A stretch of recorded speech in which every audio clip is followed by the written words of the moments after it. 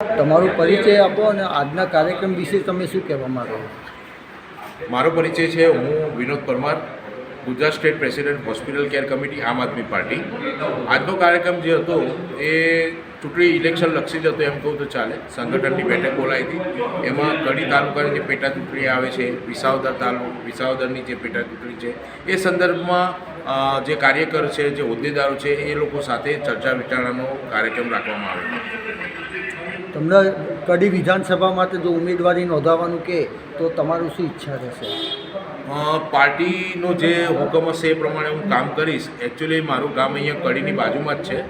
મોકાસણ ગામ છે મારું વતન, અને હું પોતે અનુસૂચિત જાતિમાં જ છું. એટલે આ જે અનામત સીટ છે તો એના દાવેદારી માટે મેં પાર્ટી સાથે વાત કરેલી છે.